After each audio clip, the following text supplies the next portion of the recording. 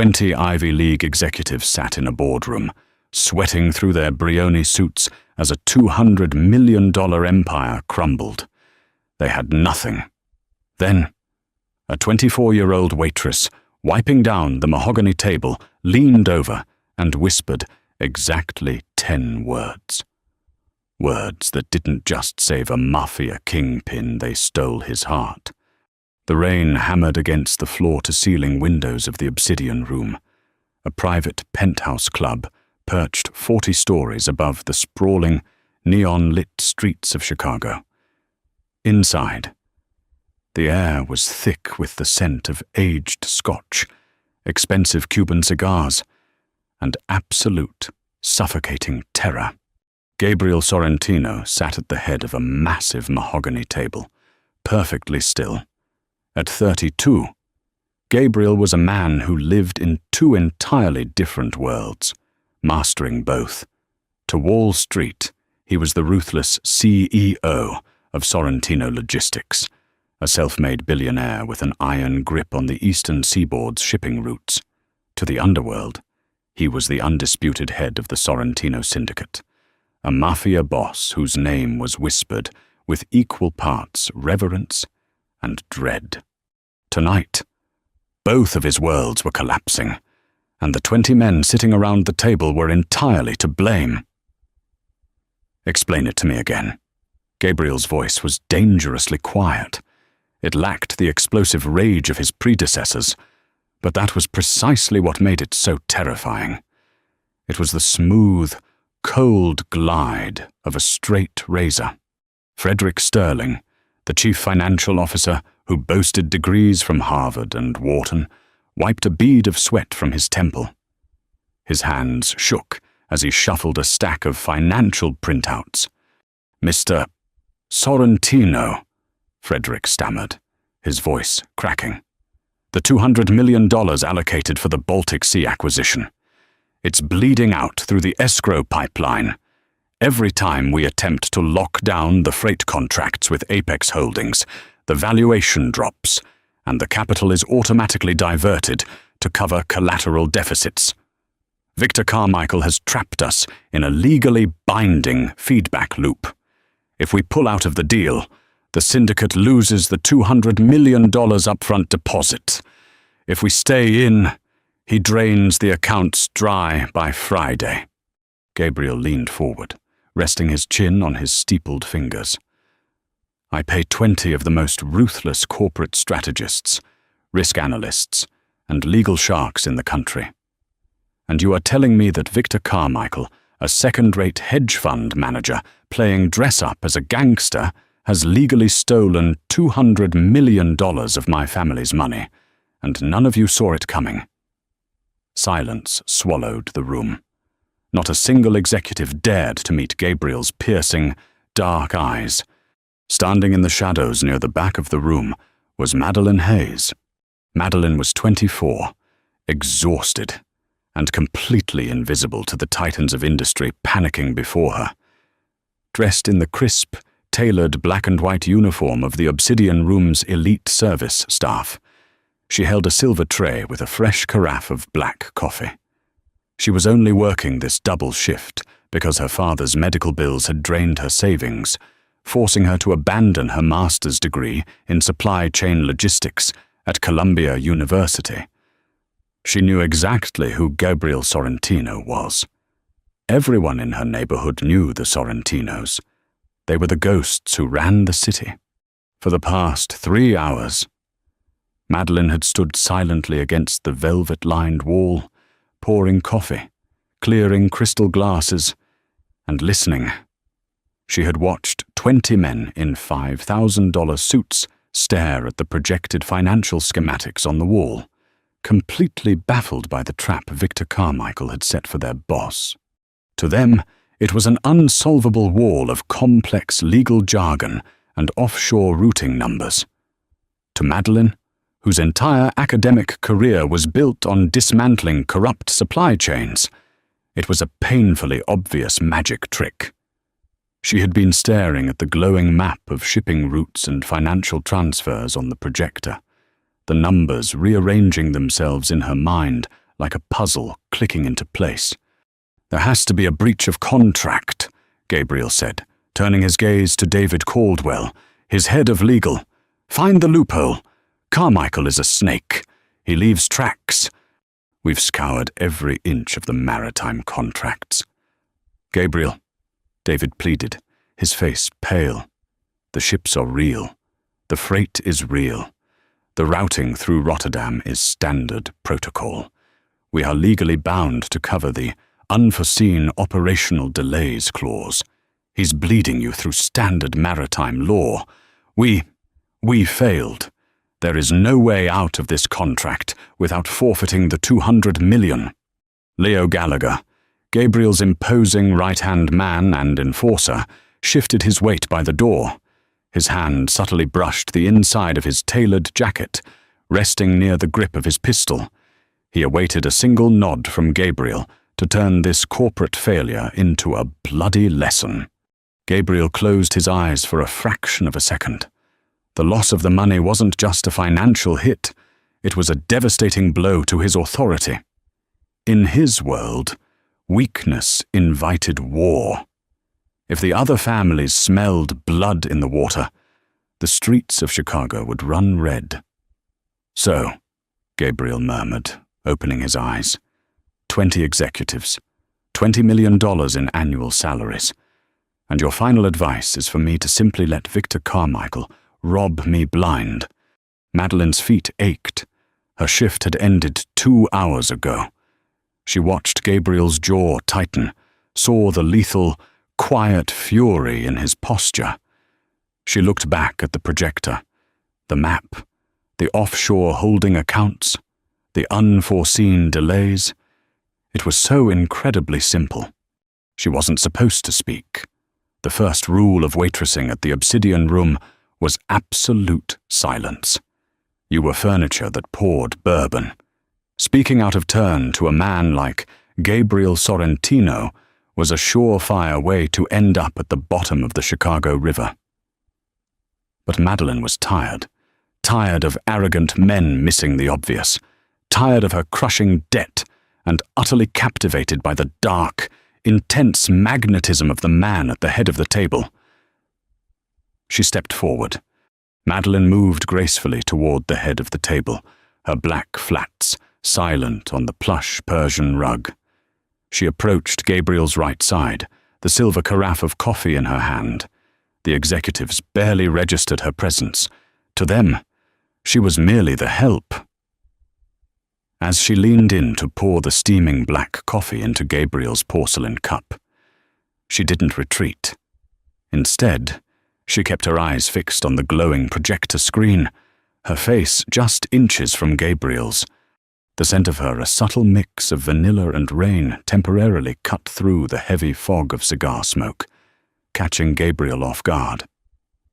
He turned his head, his dark eyes locking onto her profile, a flicker of irritation rising at her lingering presence. Before Leo could step forward to usher the waitress away, Madeline spoke. Her voice was soft, but in the dead silence of the terrified boardroom, it rang out like a gunshot. "He doesn't own the ships, Mr. Sorrentino." The room froze. Frederick Sterling's jaw dropped. David Caldwell gasped, his face flushing crimson with outrage. "What the hell do you think you're doing?" Frederick snapped, finding a sudden burst of false courage. "Get out of here, security!" Leo moved instantly, his hand snapping to his holster, taking 3 rapid steps toward Madeline. "Hey, step away from the table." Madeline's heart hammered violently against her ribs, but she didn't flinch. She set the silver carafe down on the table with a soft clink and turned her head, looking directly into Gabriel Sorrentino's lethal, beautiful eyes. Gabriel raised a single hand. Immediately, Leo stopped dead in his tracks. Frederick snapped his mouth shut. The room fell into an agonizing, suffocating silence.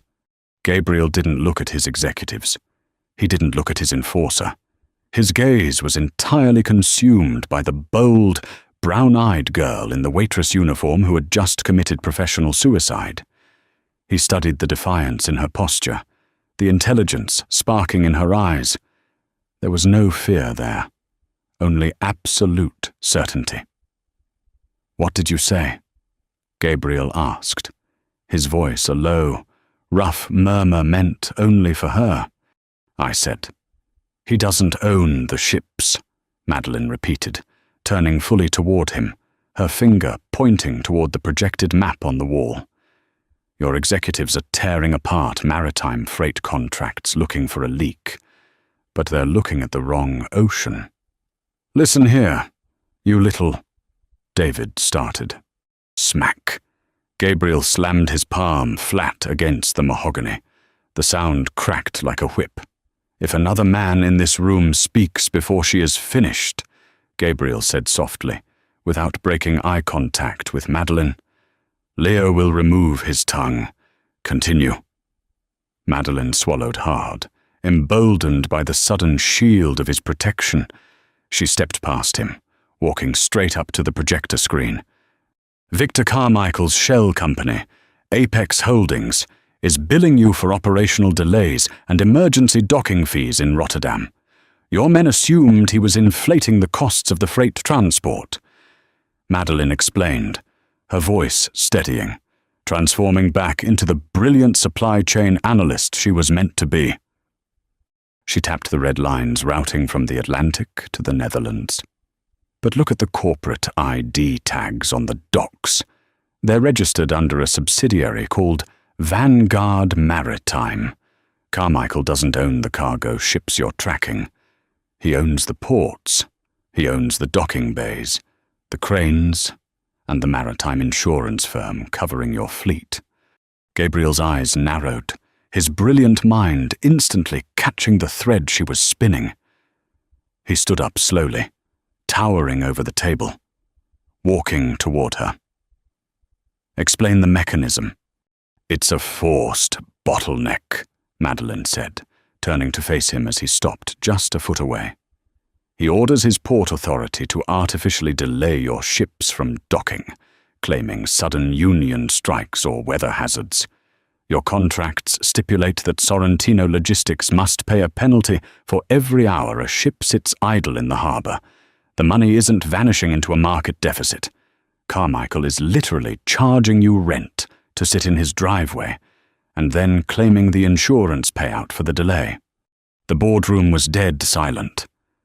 The truth was so glaringly obvious, so painfully brilliant, that it physically seemed to suck the air from the room. Gabriel turned his head slowly, looking at his 20 highly paid executives. They looked like deer caught in the headlights of a speeding freight train. "Frederick," Gabriel whispered, "pull up the ownership registry for Vanguard Maritime." Frederick's hands were shaking so violently he could barely type on his laptop. The keystrokes echoed loudly. Seconds later, a new document flashed onto the projector. Vanguard Maritime. Parent company Apex Holdings. CEO Victor Carmichael. Madeline had been right.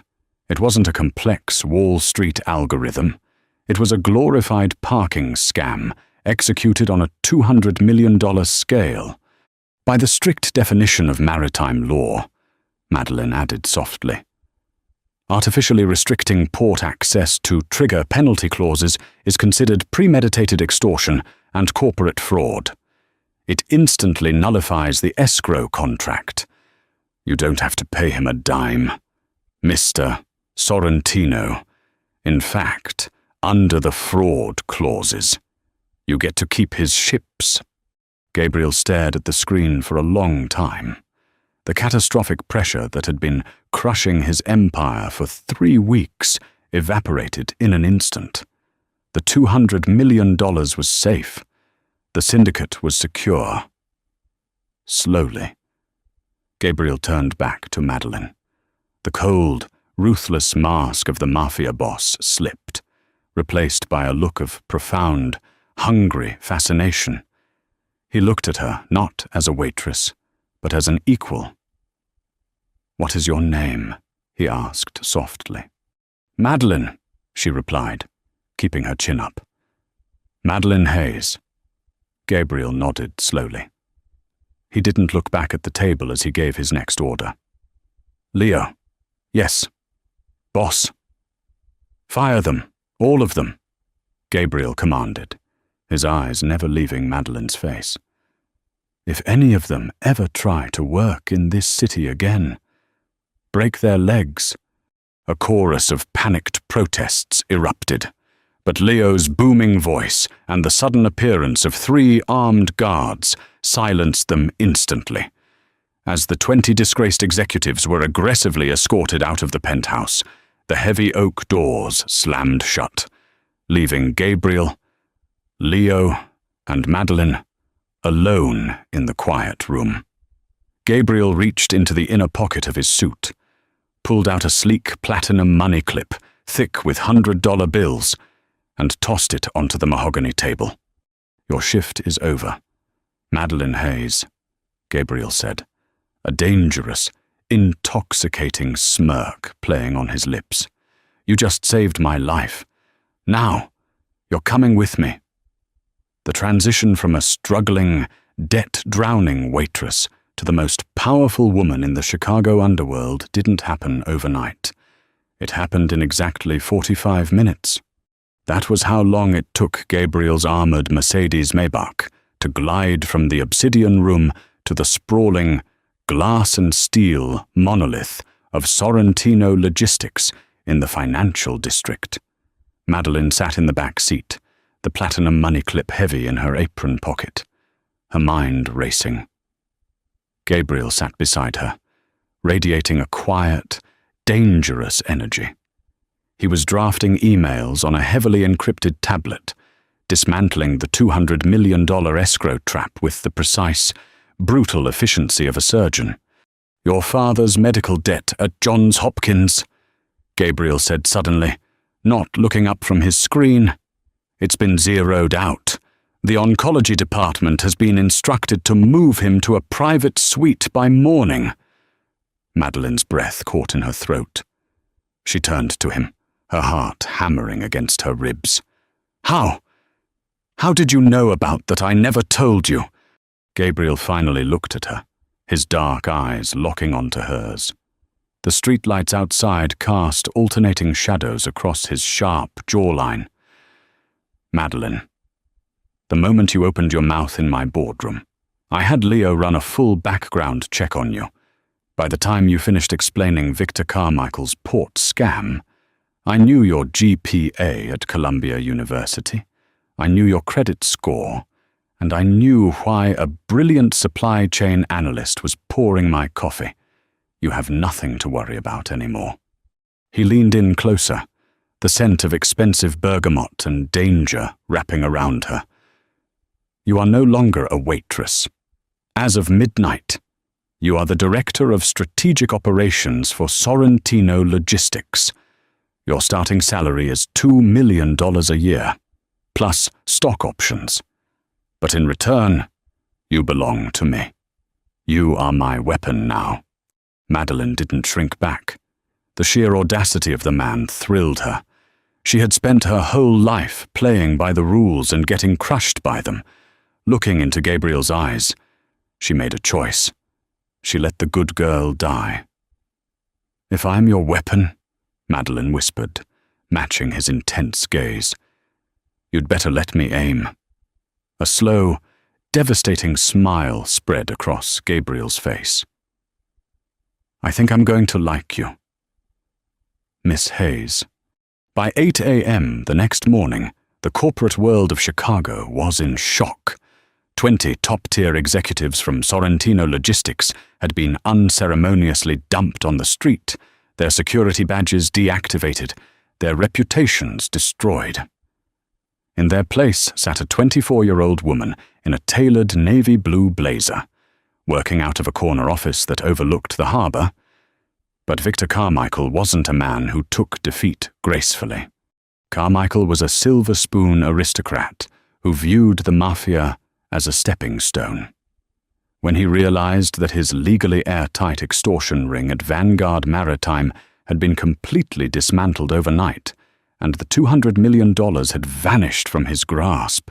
He didn't call his lawyers at Skadden, Arps, Slate, Meager and Flom.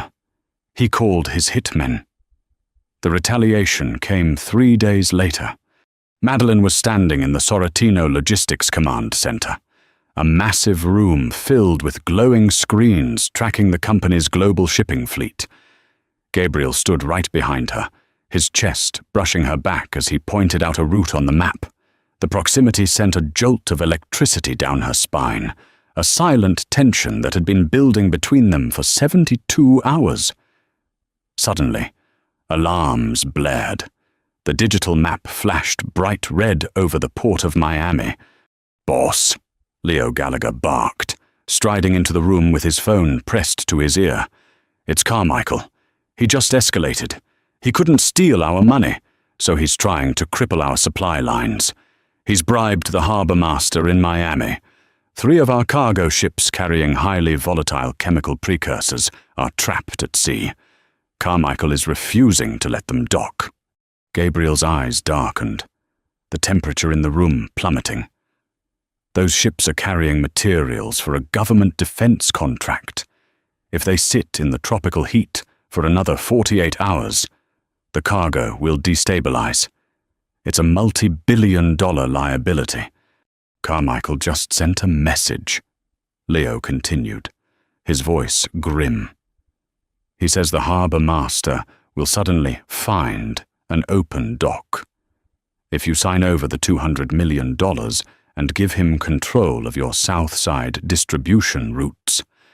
He wants an in-person meeting tonight at the Teterboro Private Airfield in New Jersey to sign the papers.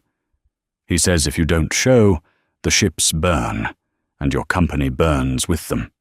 Gabriel's jaw ticked. The Mafia kingpin was surfacing, ready to drown the world in blood. "Prep the jet. Bring 12 men. I'm going to cut Carmichael's heart out on the tarmac." "Wait," Madeleine said, her voice cutting through the panic. Gabriel turned to her, his expression lethal. "This isn't a corporate loophole. Madeleine, this is a street war. He is holding my fleet hostage." "I know," Madeleine said, her eyes flying across the digital readouts of the Miami harbor. Her mind was a supercomputer, processing wind speeds, tidal charts, and maritime zoning laws. "But if you shoot him, the harbor master keeps the ships locked out. The cargo still spoils. You lose the defense contract, and the feds will dismantle your empire." "Then what is your play?" Gabriel demanded. Madeleine turned around, a wicked, brilliant gleam in her eyes. "He thinks he's playing checkers. Mr. Sorrentino, let's show him how to play chess. Prep the jet. We're going to New Jersey, but we aren't bringing guns. We're bringing a briefcase." The rain in New Jersey was a freezing drizzle, slicking the tarmac of Teterboro Airport in a sheet of black ice. Gabriel's private Gulfstream G65 idled on the runway, its turbines whining softly in the dark. Inside Hangar 4, Victor Carmichael stood flanked by 6 heavily armed mercenaries. Carmichael was a man who looked exactly like his money, sleek, polished, and utterly devoid of soul. He wore a custom Tom Ford suit and checked his platinum Patek Philippe watch, a smug grin plastered across his face. The massive hangar doors rolled open, groaning on their steel tracks. Gabriel Sorrentino walked in. He wore a charcoal overcoat, his presence commanding enough to make the armed mercenaries nervously adjust their grips on their automatic rifles. But it wasn't Gabriel that made Victor's smug smile falter. It was the woman walking beside him. Madeleine wore a sharp, blood-red trench coat, her heels clicking rhythmically against the concrete. She carried a single leather briefcase. She looked nothing like a waitress. She looked like a queen arriving to claim her throne. "Gabriel," Victor sneered, recovering his bravado. I see you fired your Ivy League brain trust and hired a pretty secretary. Cute, but it's not going to save your fleet. The clock is ticking. The chemical precursors on your ships are cooking in the Miami heat. Sign the papers, transfer the $200 million, and give me the south side. Gabriel didn't say a word. He simply stopped 10 feet away, crossing his arms over his chest, and looked at Madeline. Madeline stepped forward, placing the briefcase on a rusted oil drum between them. She snapped the latches open. "Mr. Carmichael," Madeline began, her voice echoing coldly in the cavernous hangar. "You bribed Harbor Master Thomas Vance in Miami with a wire transfer of $5 million to an offshore account in the Cayman Islands. A very sloppy, highly traceable wire transfer." Victor's eyes twitched. "I have no idea what you're talking about." "Of course you do." Madeline smiled, pulling a thick stack of documents from the briefcase. "You see, while you were busy trying to hold our ships hostage, I was busy looking into why you needed that $200 million so badly. Apex Holdings is over-leveraged. You owe the Russian syndicate in New York $90 million, and they collect at the end of the month. You're desperate." "Shut her up," Victor snapped, gesturing to his men. The mercenaries took a step forward, but Gabriel's voice cracked like thunder. "Take one more step, and I will paint this hangar with you." The absolute, terrifying certainty in Gabriel's voice froze the men in their tracks. Victor swallowed hard, but tried to maintain his ground. "Your threats don't dock those ships. Sorrentino—" "No, they don't," Madeline agreed smoothly. "But the United States Coast Guard does." Victor frowned. "What?" 30 minutes ago, Madeline said, tapping her manicured fingernail against the documents. "I forwarded the exact routing numbers of your bribe to the FBI, the DEA, and the Department of Homeland Security, under the Patriot Act. Bribing a federal harbor master to blockade chemical shipments tied to a defense contract isn't just corporate sabotage. Victor, it's classified as domestic terrorism." All the color instantly drained from Victor's face. "You're bluffing." "Check your phone," Madeline suggested softly, almost on cue. Victor's phone began to vibrate violently in his pocket. He pulled it out with trembling hands. It was his chief legal counsel. He answered it, putting it to his ear. "Victor!" The lawyer's panicked voice bled through the speaker for everyone to hear. "The FBI just raided the Apex Holdings tower. They froze all the accounts. Harbor Master Vance just flipped. He's wearing a wire. Victor, he gave them everything, run." The phone slipped from Victor's hand, shattering on the concrete. "Right now," Madeline continued, her voice devoid of mercy, "the Coast Guard has assumed control of the Miami port. Our ships are docking safely. The defense contract is secure. But you, Victor, you are entirely ruined. All of your assets are frozen, which means you no longer have the money to pay the Russians." Victor dropped to his knees. The smug, aristocratic hedge fund gangster was gone, replaced by a terrified, broken man.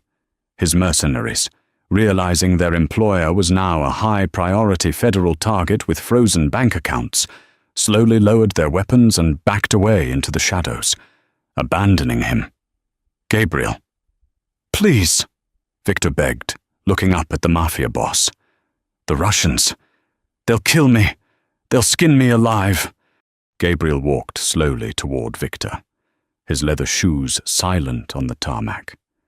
He looked down at the pathetic man, then looked over his shoulder at Madeline. The pride and burning desire in his eyes were unmistakable. "You didn't just try to steal my money." "Victor," Gabriel said, his voice a low, terrifying rasp. You tried to threaten the woman I love. Madeline's breath hitched. The woman I love. Hearing it spoken aloud in the freezing hangar sent a shock wave of warmth straight to her core. "Leo," Gabriel said softly. From the shadows of the jet, Leo Gallagher emerged. "Yes, boss." "Leave him," Gabriel ordered coldly. "Let the Russians have him. It's a worse fate." Gabriel turned his back on the sobbing, ruined man and walked back to Madeline. He didn't care about the money anymore. He didn't care about the empire. He only cared about the brilliant, fearless woman standing in front of him, without a word. Gabriel wrapped his hands around her waist, pulled her flush against his chest, and crashed his lips onto hers. The kiss was desperate, bruising, and completely intoxicating, a collision of power and passion that set her blood on fire. Madeline wrapped her arms around his neck, kissing him back with all the pent-up tension of the last 4 days. When they finally broke apart, both breathing heavily, Gabriel rested his forehead against hers. "Director of Logistics isn't going to cut it anymore," Gabriel murmured, a rogue smile playing on his lips. "Oh," Madeline whispered, her eyes shining. "And what position did you have in mind?" Gabriel took her hand, his thumb stroking her knuckles. "Partner, in everything, for the rest of my life." They walked back to the jet, leaving the ruined remnants of their enemies behind them. 20 highly educated executives had nearly lost an empire. But it only took one waitress, 10 words, and a brilliant mind to save the king and steal his crown. Did Madeline's brilliant checkmate leave you completely speechless in the ruthless world of money and power? True intelligence will always beat brute force. If you loved this real-life inspired tale of high-stakes corporate warfare, mafia romance, and the ultimate underdog victory, smash that like button. Don't forget to share this video and subscribe to the channel. Hit the notification bell so you never miss our next thrilling story.